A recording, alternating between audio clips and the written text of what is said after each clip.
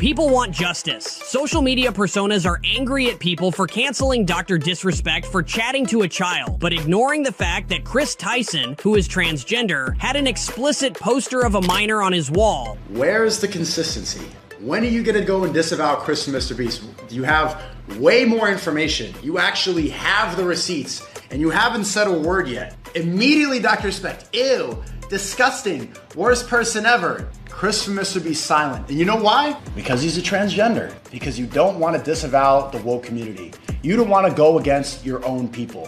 It wasn't about Dr. Respect messaging a 17-year-old. It was about a white straight man that you disagree with. And if you think this was a controversial thing to say, take a look at Tate what language he used to call out Mr.Beast for being the guilty one in this situation. So Mr.Beast's tranny friend, he's been caught talking to kids, trying to children. Surprise, surprise. Didn't see that one coming.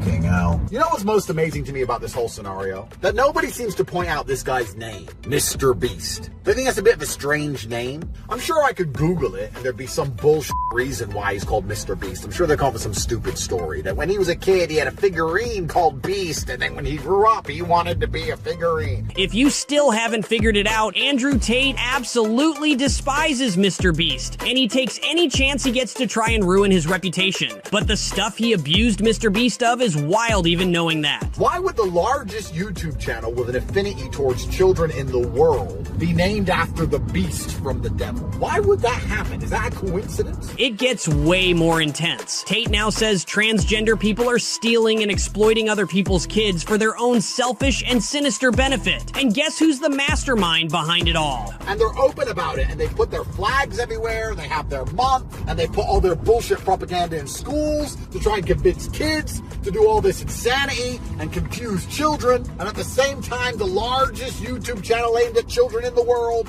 now, coincidentally, one of them becomes a tranny who tries to kids, and that's being normalized, and it's all called the Beast, and it's an accident? Call me a conspiracy theorist. Oh, it gets better. He claims Mr.Beast is now directly traumatizing children. There's going to be some young children who watch this show who's going to get confused by what you're doing, and we might cause some distress. In fact, lifelong, life-altering decisions might be made based on the fact that you are being a dumbass.